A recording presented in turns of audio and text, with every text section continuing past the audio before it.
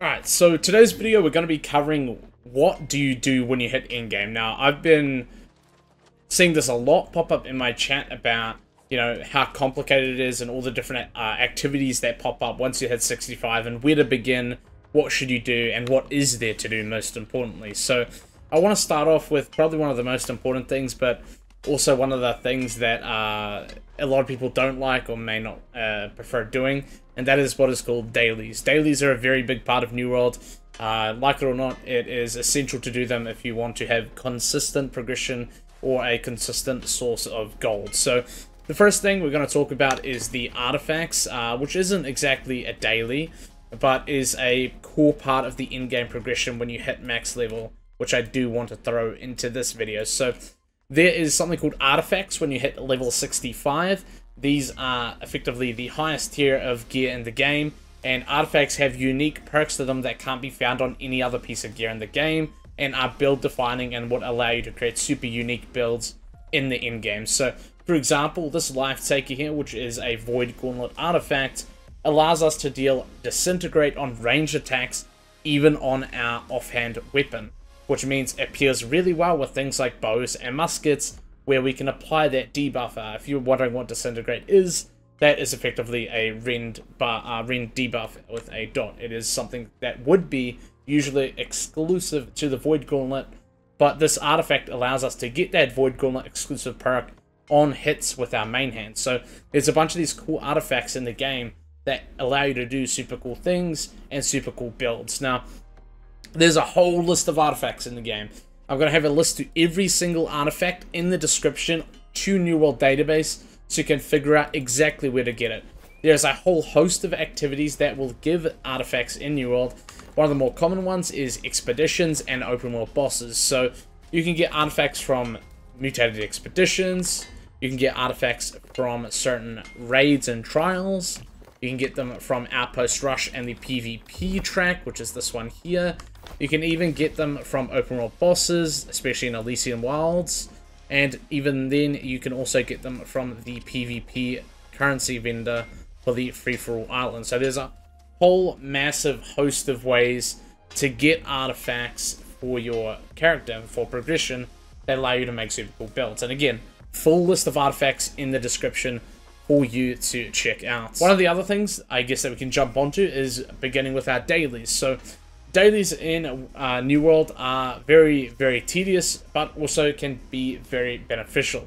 One of the new dailies to get introduced, which I think is a little bit more interesting, is the doubloon dailies. So in Cutlass Keys, which has been upscaled to level 65, is going to give you doubloons for every side quest. Now, these aren't just any side quests.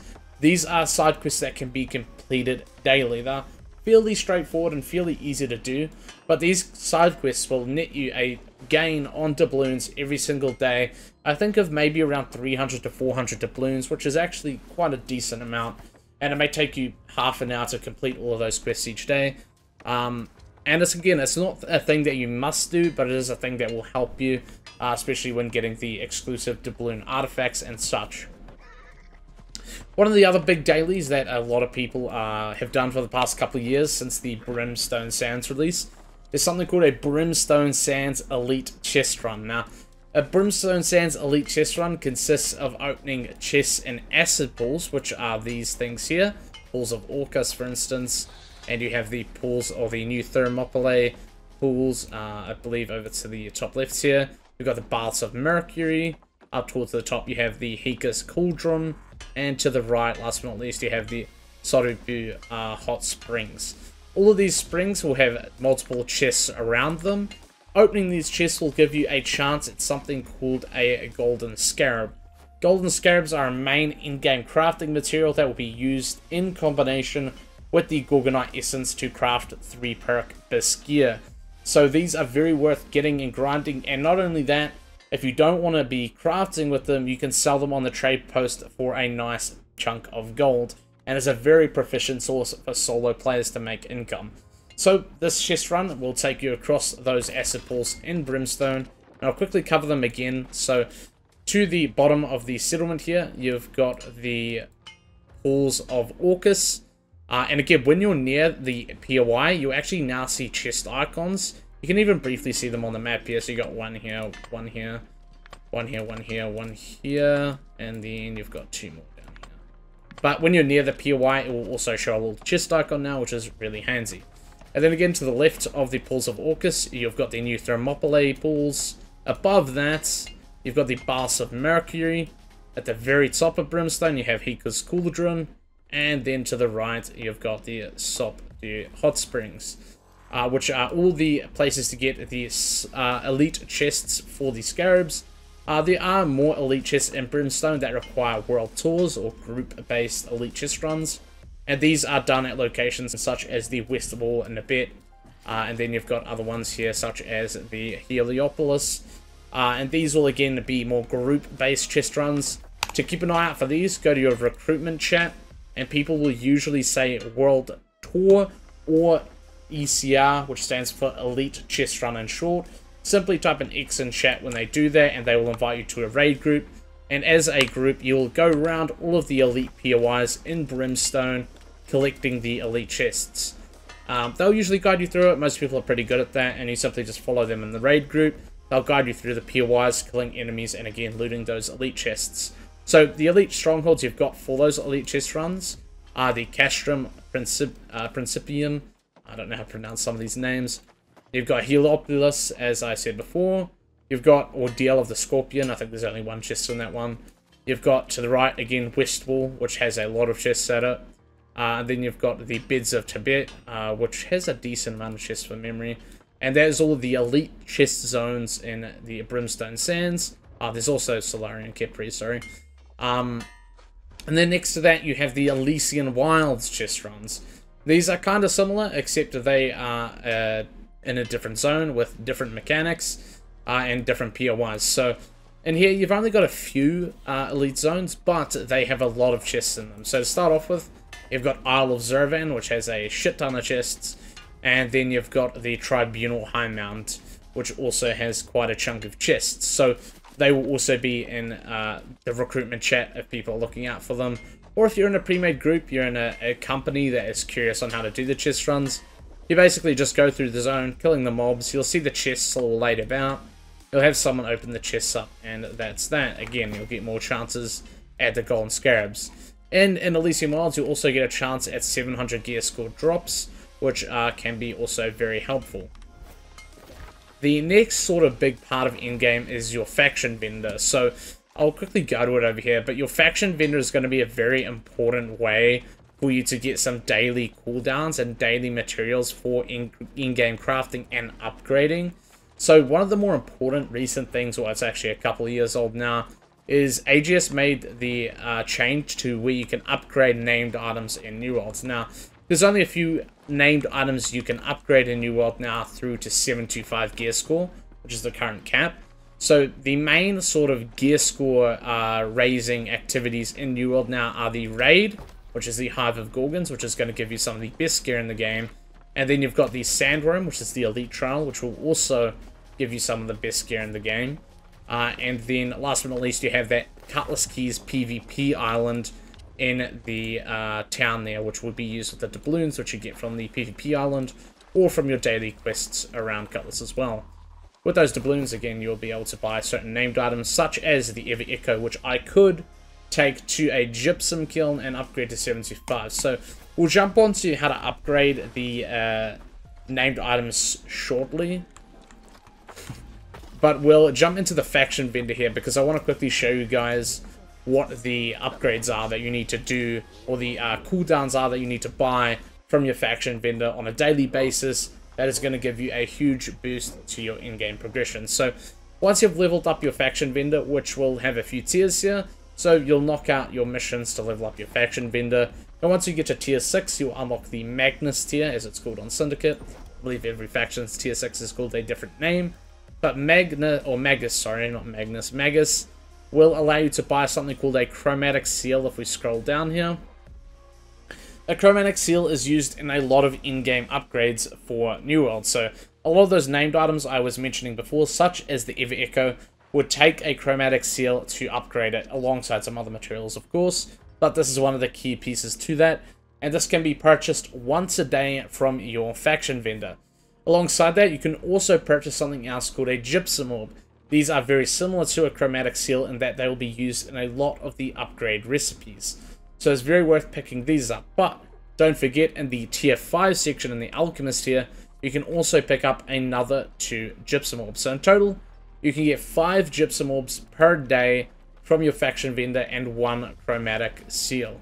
And I think it is very worth doing it. It is going to help you in the long run, especially upgrading your gear.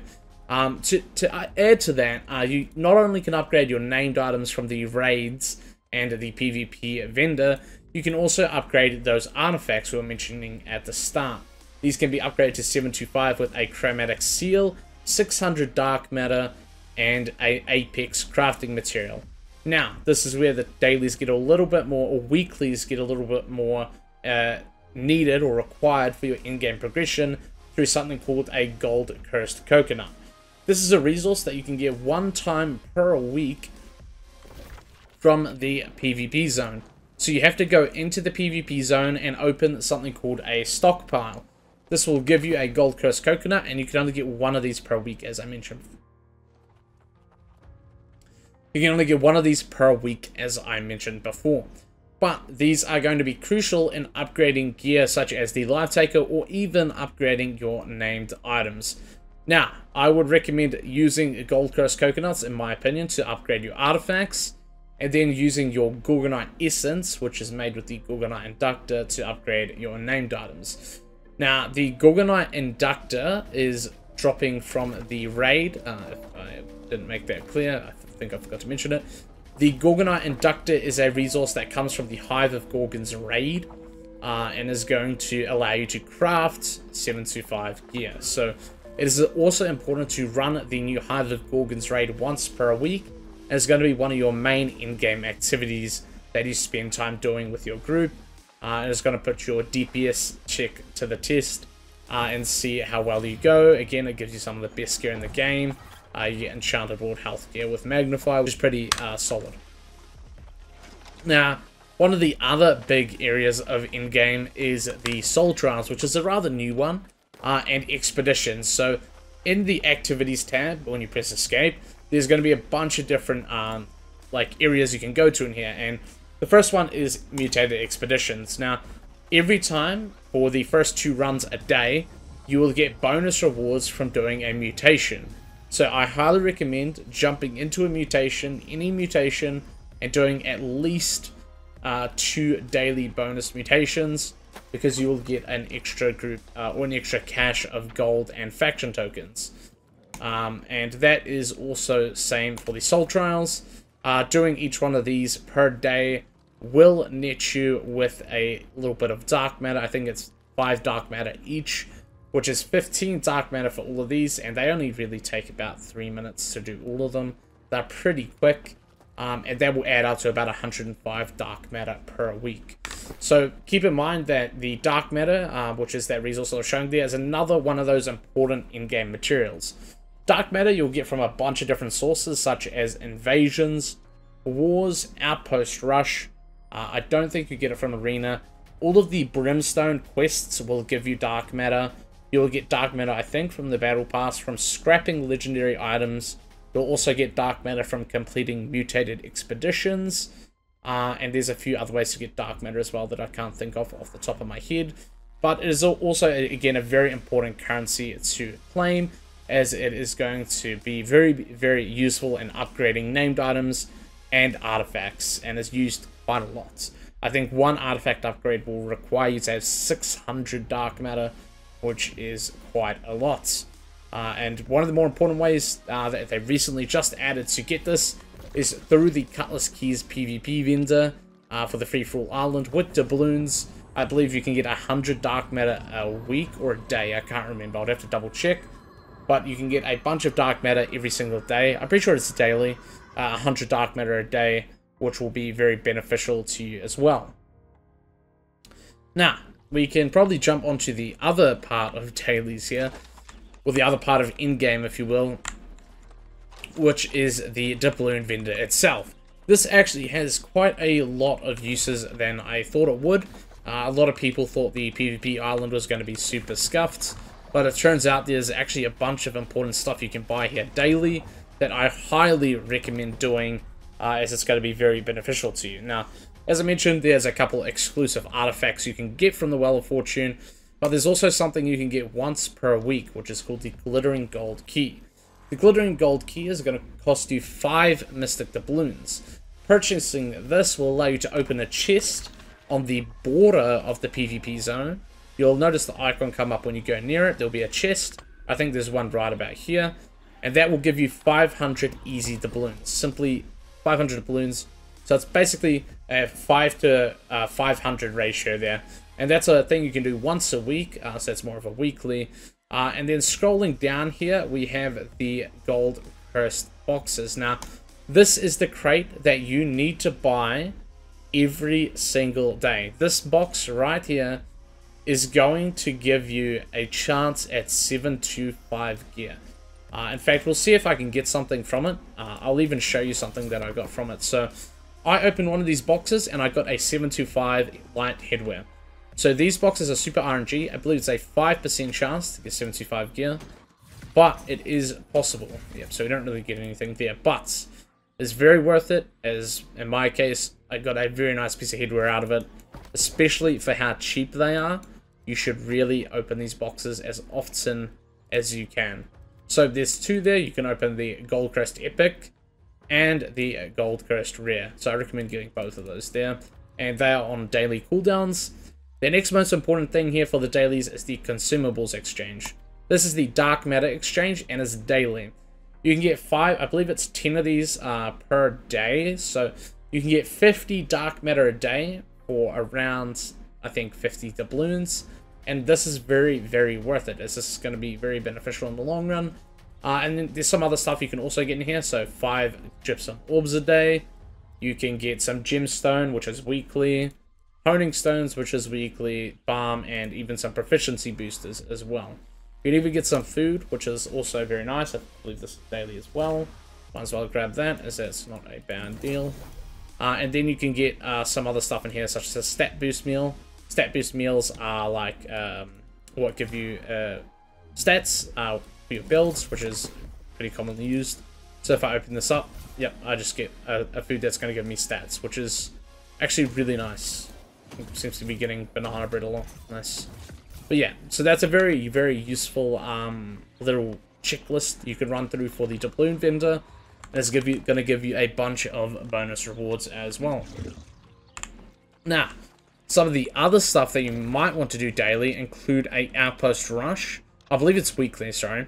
Outpost Rush, once per week, is going to give you a 725 box, or a chance at a 725 gear box. So I highly recommend running through Outpost Rush at least once a day, or once a week to get that box. The other thing you want to do is 3v3 Arena, which I also recommend doing at least once a week for that 725 box. I think that covers most things. So you've got the artifacts, you've got your doubloon consumables and boxes daily, you've got your elite chest runs in both Elysium Wilds and Brimstone Sands, you have your faction vendor, you have your mutated dungeon bonus runs per day, and I think that covers most things for dailies and in-game. After that, you're free to do what you want, play Outpost Rush, go to the PvP island, and enjoy yourself. And I did want to quickly show how the in-game upgrading works. I don't know if there's a gypsum bench in this town. I don't think there is, so I'll quickly go to like Evanscale and showcase it. But there's something called a gypsum kiln. At a gypsum kiln is where you're going to be able to upgrade your in-game items, such as artifacts and named gear. And it's going to use those resources that we've earned, such as the chromatic seal, the dark matter, and the apex crafting materials. So I'll simply jump down here. I think it's still in the same spots. Yes, it is. So we'll jump down here, and then we'll go to the gypsum kiln. Boom, just like so. And at the gypsum kiln, as I said before, you'll be able to upgrade your gear to the next rarity. And the best part about upgrading named items specifically is you will be able to choose a perk So if I scroll to the bottom here, because I don't have any of the recipes learned, where the artifacts are. Now, artifact recipes are currently disabled as of recording, as there is currently a bug with it. But in due time, I'm sure they will be unlocked. So effectively, if I want to upgrade, let's say, my Boltcaster to 725, you would have to use one Apex crafting material, either the Gorgonite Inductor or the Gold Coast Coconut. Again, the Gold Coast Coconut is a one-time drop from the stockpiles in the PvP island, and then the Gorgonite Inductor is a one-time drop from the raid per week. So with our recipe here, we have a Chromatic Seal, which we covered you get once a day from the faction vendor. Gypsum Orb, which we also covered, you get from your faction vendor 5 a day, and you also get 5 a day from the PvP Well of Fortune. And then 600 Dark Matter, which we covered you can get from Expeditions, Soul Trials, chest runs. You can actually get them from Elite Chests, I forgot to mention that. The Brimstone Elite Quests will give you a bunch of Dark Matter. You get Dark Matter from Invasions, Wars, scrapping some Legendary Gear, and again, that's just another resource you'll want to accumulate. On top of that, obviously you have your artifact itself, which we covered you can get from a bunch of different activities. The Boltcaster specifically will drop from a boss in the Elysian Wilds and Isle of Zervan. And then last but not least, the other upgrade material, which we didn't cover yet, was the Matrix. Depending on what you craft, it will use a different kind of matrix. If it's an armor, it will use an armor matrix. Armor matrices are crafted through specific crafting benches. And this is, as it says in the description here, this can be crafted by an armor smith and an alchemist in Aeternum. So certain crafting skills are going to allow you to craft these matrices, but you can also buy matrix straight from the trade post, so you please, which can be a way to do it if you don't have the trade skills up and required for it. So, for example, again, we're going to upgrade, we are going to upgrade our Boltcaster here. We can now choose a perk we would want on it. None of these perks on here I would want, but we could put Play Crits on here, and we could upgrade this to 725 just like that with all of these materials that we covered, and the way to get those materials we also covered. So, again, you can max do 2 upgrades per week, by the way. So you could do one craft with your Gorgonite Inductor, like an armor craft, and then you could use your Gold Coast Coconut to upgrade artifacts or named items. And the way I would recommend doing it is using your Gold Coast Coconut to upgrade, and then your Gorgonite Inductor to craft armor. That is pretty much most of the dailies. There is actually one more important thing I forgot to mention, and that is your crafting dailies. Crafting dailies are something that use a multitude of trade skills, and are going to be very beneficial to your crafting stuff. So this isn't a requirement, but it is going to be very beneficial, as I've said a few times now. So the trade skills you really need up for this are smelting, woodworking, leatherworking, weaving, and stone cutting. You'll want these at 250, which is the trade skill cap, to craft the highest tier material. Now, you don't need to have the gathering trade skills up, but they are going to be beneficial. So that is logging, mining, harvesting, tracking, and skinning are going to be the 4 ones I would recommend getting up there. So, for example, I will go to one of the benches here, such as the loom, and we will see what's at the bottom here is prismatic cloth, which is done at trade skill level 250. Prismatic cloth is one of the in-game crafting materials used in conjunction with the Gorgonite Inductor to make best in slot armor and gear crafts. Now, this is only limited to 10 crafts a day, and is basically a daily craft that you will be able to do. So the way this works is you will take your infused silk, you will use 50 infused silk to make the Phoenix Weave, which is also only 10 per day. So you can see the recipe here, 5 infused silk, 2 scale cloth, and 1 wire weave, and that will become 10 Phoenix Weave, which is again a daily cooldown. We will take that 10 Phoenix Weave and turn that into 10 prismatic cloth, which is again a daily cooldown. So you could do this for you could do this for all of logging, weaving, leatherworking, and stone cutting, as well as smelting, 10 times per day for each, to get you a total of 50 prismatic materials, which are going to be very beneficial to your crafting in game. Over here, we'll quickly go to one of the other benches. I believe is the tanning here. Yep, so we'll scroll to the bottom of tanning. Same thing, you'll have runic leather. You'll be able to craft 10 runic leather, which will become 10 prismatic leather. And then, I believe, yep, workshop is right here, nice and handy. You'll have 10 glittering ebony, which will become 10 prismatic planks. And then, that is the workshop, that one. We have the smelter here. And you'll be able to craft 10 asmodium. And 10 asmodium will become 10 prismatic ingots. And again, that is a 10 cooldown per day. And last but not least, we have stone cutting, which is... Where's stone cutting? The stone cutting? Wait. No, here it is. I went past it, I think.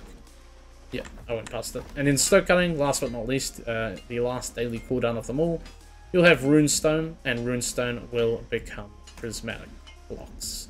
We can also check out one of the jewelry matrices here, which uses a blessed rivets and honing acid, which are crafted with other trade skills.